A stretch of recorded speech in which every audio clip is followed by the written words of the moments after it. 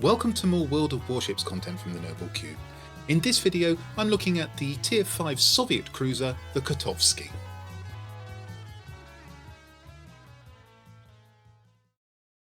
Hello there, here we are with the Kotovsky at the Novorossiysk naval base. I haven't produced any warships content for a while, but I am still working on my plan for progressing through the game. I've ground out the research for the Tier 6 Japanese and American ships, and currently I'm grinding the research for the Soviet Tier 6 ships. And that brings me to the Kotovsky today. Let's look at what I've done with it. As a new player, I'm going to give you my inexperienced impressions of the ship's characteristics. Starting with the armour model, the strongest armour, aside from the frontal and side plates on the turrets, is the armour protecting the waterline around the citadel, but it's only 35mm thick. The bow's armour is only 13mm thick, so I think the best chance of surviving against something with big guns is to go broadside to the enemy ship and hope for overpens rather than angling in towards it. Otherwise, I try to act as support to other vessels that are taking the enemy's fire and try to avoid being shot at, unless I'm hunting down a destroyer. The survivability of the Kotovsky strikes me as being typically like a cruiser, that is, it's not built to take damage, therefore the lack of armour, but meant to be speedy and inflict damage with relatively big guns. You can see the hit points here are coming from the second hull. As far as the guns are concerned, they are 4 pairs of twin 152mm main batteries. I think the armour-piercing salvo damage is a bit low these days, and the chance of high explosive shells causing fires is relatively good, if not the best, at 8%, so I concentrate on firing the latter munitions and aiming to burn enemy ships down. The torpedoes are for round-the-corner ambushes or for use when in a knife fight with another ship, since they have a very short range of 4 kilometers. There are depth charges for anti-submarine warfare, which I have yet to have an opportunity to use, and the AA defense doesn't look that strong to me. The manoeuvrability also doesn't look that good, but there's a serviceable top speed of 35.5 knots per hour. And finally, concealment is on a par with other cruisers. Now, bear in mind, all of that is the view of an inexperienced player. If there's something I've missed or something you think that should be highlighted, by all means leave a comment below. Now let's look at my equipment and signals choices. In the first equipment slot, I have the main armaments modification, the recommended equipment, reducing the chance of the batteries becoming incapacitated. I don't see any point in improving the secondary batteries, ruling out the auxiliary armaments equipment, and I'm controlling magazine detonations elsewhere, so I don't need the magazine modification. The other two choices are above my pay grade, so to speak. I'm not ready for special modifications yet. I haven't gone with the recommended equipment in the second slot, preferring the damage control system to reduce the risk of flooding fire over engine room protection. And finally, I have the recommended equipment in the third slot, aiming systems, since this gives more accuracy in the form of less dispersion. I gave consideration to using the main battery modification, but I feel the guns traverse quickly enough without it, and I didn't see much point in improving the secondary batteries, the AA or torpedo tubes, which is what the other pieces of equipment do. Turning to the signals, here I have Juliet Charlie, which is where I'm controlling magazine detonations, Victor Lima for increasing the chances of causing fires and floods, primarily the former, and November Echo Seta 7, I wonder if I'm pronouncing that correctly, to help with the less than stellar AA defences. Let's look at the commander on the Kotovsky, and as I'm new to the game, my commander only has 8 points, which currently I have distributed as follows. At level 1 I have greased the gears to increase the speed of the main batteries traversing across the hull. I'll be keeping that skill. Consumables Specialist, which improves the efficacy of most consumables, and Incoming Fire Alert, warning me about salvos fired at my ship from mid-range and above. I'm not that interested in these two skills, and I'll explain why shortly. At level 2 I've opted for Demolition Expert, mainly to increase the chance of fires. I'll be keeping this skill. And at level 3 currently I have Adrenaline Rush, improving the ship's parameters when it takes damage. What I'm aiming to do is to get another 2 skill points to take the commander up to the kind of standard 10 skill point commander. I'll drop the consumables Specialist and Incoming Fire Alerts, and then select Top Grade Gunner at Tier 4, improving the reload speed of the guns when firing at a nearby target. That's my brief overview of the ship, how I've set it up, and how I've trained its commander. Do let me know in the comments below if you think that's quite a good approach, or if you think I'm going about it the wrong way, and what you would do instead. Now it's time to see how the ship handles in battle.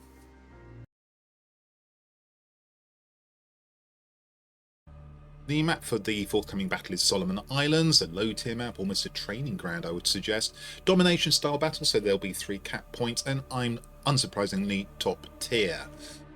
We can see that the teams are composed of 1 aircraft carrier, 3 battleships, 6 cruisers and 2 destroyers each. As the battle commenced, the first thing I noticed was that the destroyer on my flank, the Isakazi, appeared to be heading straight for the middle, which is not good news, since it's quite likely the enemy destroyers will be coming through cap point A. So I felt the need to turn towards the middle as well and go with the destroyer.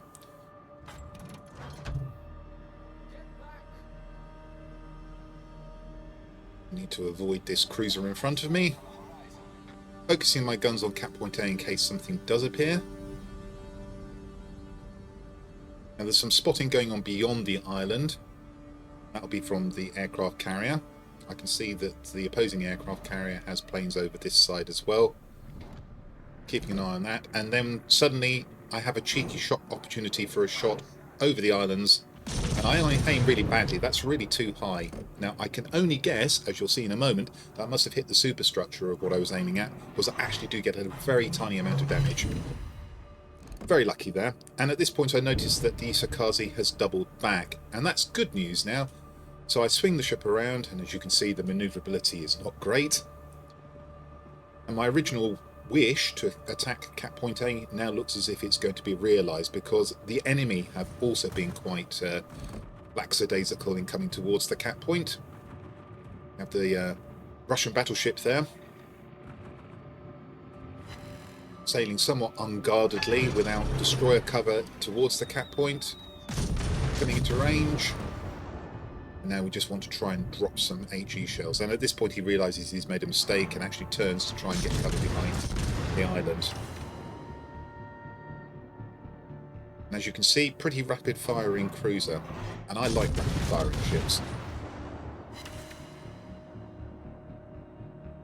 Isakazi has now bravely gone into the cap point, and we can see that it's quite clear that their destroyer has abandoned the flank, and that's a mistake.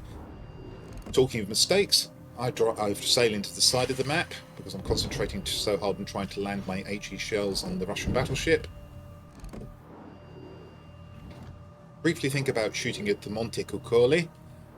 Think that the angle and the likelihood of success is too low, so I decline the opportunity. I'm not sure that the Isakazi really needed to smoke up there, but smoke up he has, and now we can push into that cap point. Just need to release ourselves from the border.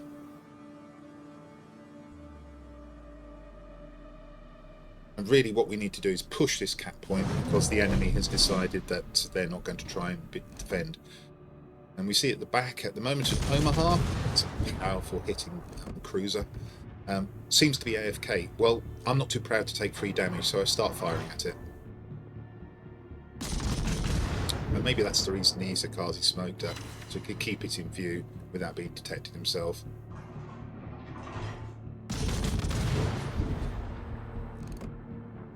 So we've had our first fire.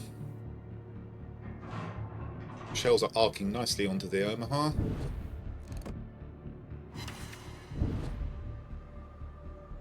And then the Russian battleship comes in view again. Now, since that appears to be active and the Omaha appears to be inactive, I swap targets.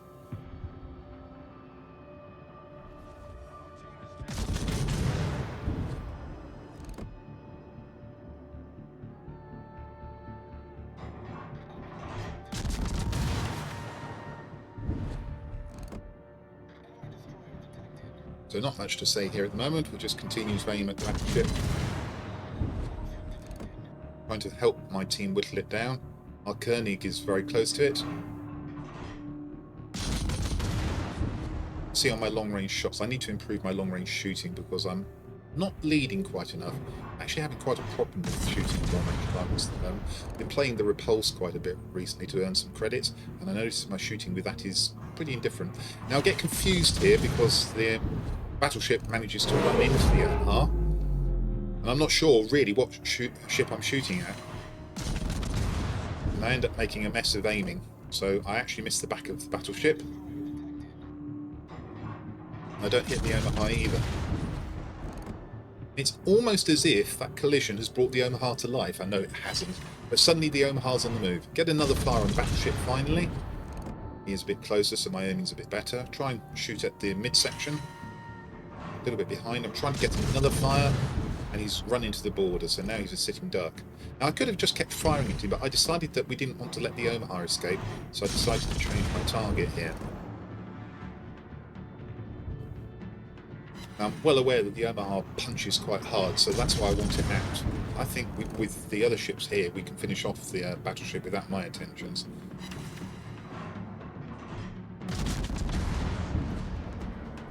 Got to be careful about not sailing into the border of the back myself. You just see I'm hitting the back of the Omaha. I'm not giving quite enough lead again. Now I have to swing round, otherwise I'll get trapped.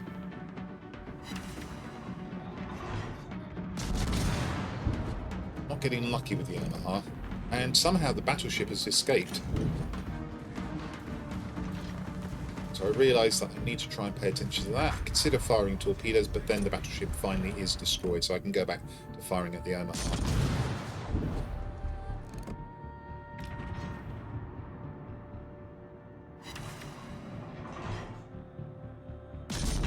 Now, I'm not sure why he isn't evading here, although just as I say that, he begins to turn finally. He's been sailing in a straight line. Even I know that you shouldn't do that. And that's probably a little bit too high. And the reason I'm rushing my aim is because I'm aware that there's another ship, a cruiser, approaching off to my port. And I need to pay attention to that coming in range. And finally I dispose of the Omaha, having whittled it down. Now it's a Kirov that's approaching me. I know I've got ships behind me, so there's no need for me to take the lead here. Our destroyer is on very low health, so probably won't want to get too close to him. Have a couple of shots at the Montecuccoli. Now we need to turn our attention to the Kirov. And here's where HE is definitely the right choice.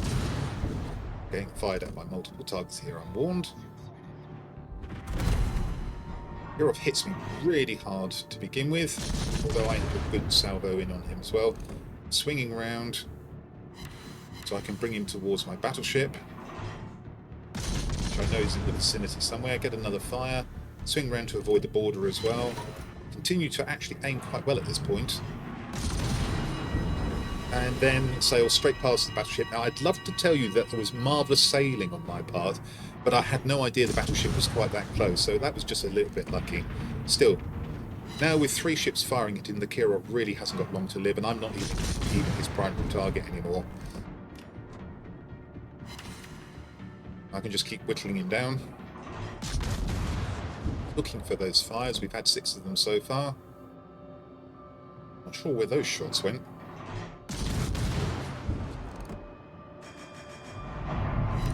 Now we get another one. All brisk to the mill. Extra damage for me.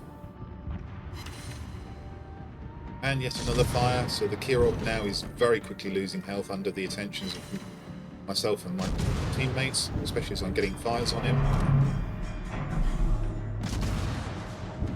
Almost gone. And I have the privilege of withdrawing him. So at this point I was thinking that possibly we'd go back to our side of the map, original side of the map. I know the Montecuccoli was out there somewhere, so I have a speculative shot.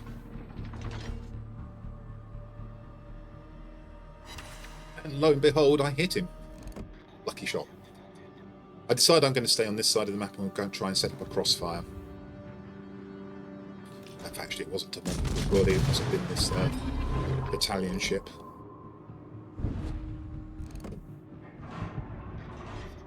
It's the Dalighieri.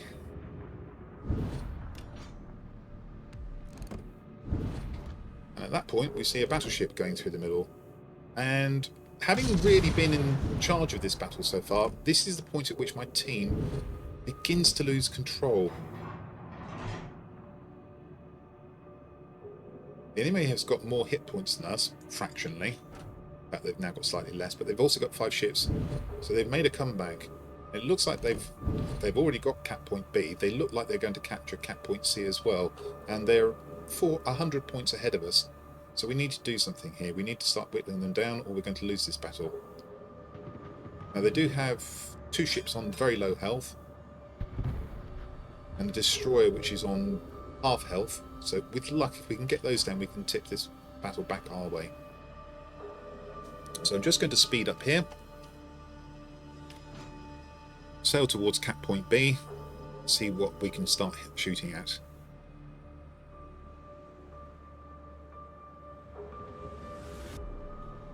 Keeping an eye on the centre.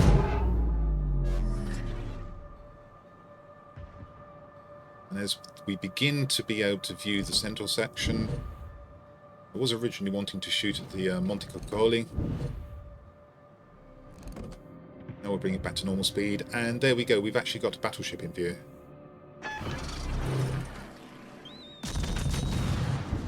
Again, hoping for fires, certainly to do damage. Just a little bit behind with the lead there. Catch the end of the ship rather than the centre.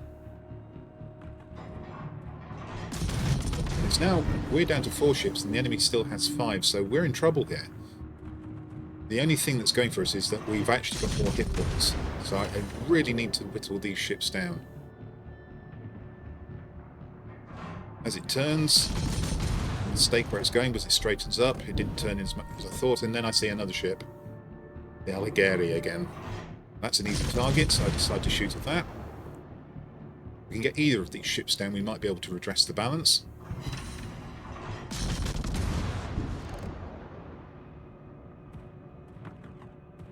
Poor shooting there, no lead whatsoever, and then I repeat the mistake. And that's because I feel like I'm getting harassed by aircraft. So that tells me that the aircraft carrier is probably the one that's captured Cap Point C, and that he must be around there still, instead of having sailed off and away from both myself and the Koenig.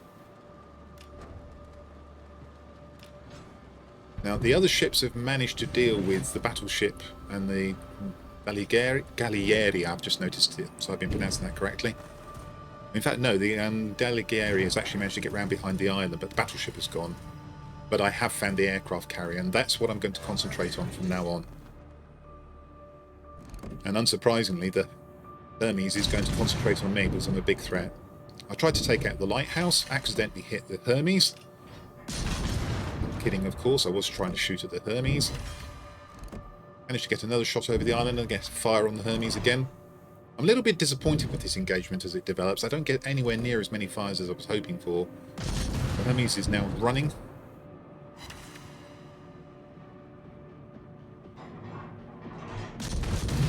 And at this precise moment, it might have been a good idea to switch to AP and try and get some criticals.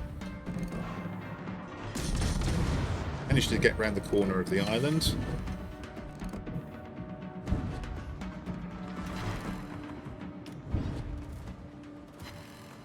And I can no longer shoot at him, which means I now need to pay attention to the aircraft that he's got in the air.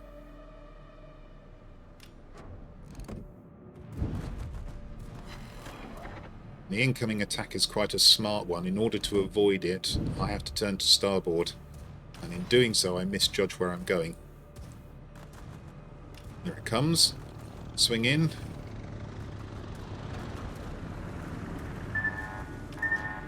Avoid the torpedo. But I haven't got the time to avoid the beach and I get stuck. I'm quick to react, quickly get into what I might call reverse gear, into reverse anyway, trying to get off the beach, and the Hermes rushes his attack, sends a torpedo in, and manages to miss, which is good for me.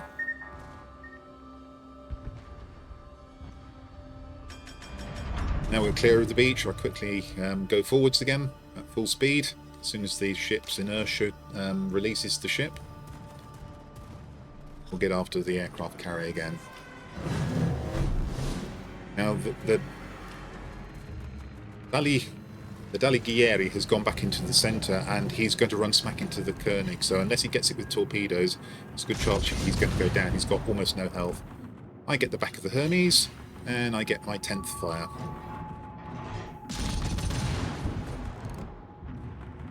And now it's just a question of whittling down the Hermes and trying to avoid taking too much damage from its aircraft. The Koenig does indeed kill the Alighieri. Trying to keep an eye out for the aircraft while shooting as rapidly as possible. I know I'm not going to be able to use torpedoes here. Hermes is too far away.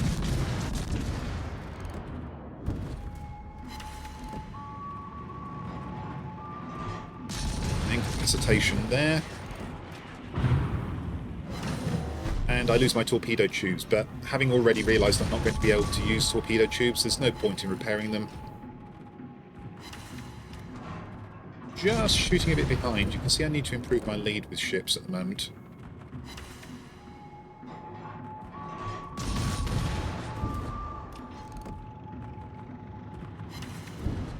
Try to avoid the aircraft a little bit.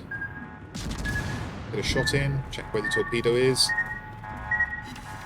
And more by luck than judgment, it doesn't hit me. Really looks as if it went underneath my stern there. Still not quite giving enough lead here. But I've got the Hermes all to myself. Koenig is behind an iron and can't shoot, so I'm just farming damage here. 2 more shots, should be done. Lose the torpedo tubes again, absolutely unconcerned by that. And down goes the aircraft carrier. So we'll take a look at the battle result. Personal score, 82,000, very nearly 83,000 damage in the Kotovsky. I think that's pretty good for a new player. Look at the team score, we see that I came top with over 1,600 experience points. Now, at the time, I was really pleased with this battle. I have to say, now that I'm a little more experienced, I'm a little bit disappointed with the way I played here. Some of my shooting was pretty ropey, some of my sailing could have been improved, and I don't think I dealt with the carrier as efficiently as I might have. On the detailed reports, you can see that I hit the Hermes and destroyed it, also the Kirov and the Omaha eventually, did significant damage to the Piotr Veliki, also hit the Congo and the Alighieri. And as far as credits are concerned, bearing in mind this is a premium account, 231,000 overall with 408 free XP. And the total amount of ship XP is 2,852. Quite a satisfactory battle, but I'm left with the feeling that there's a lot to improve here.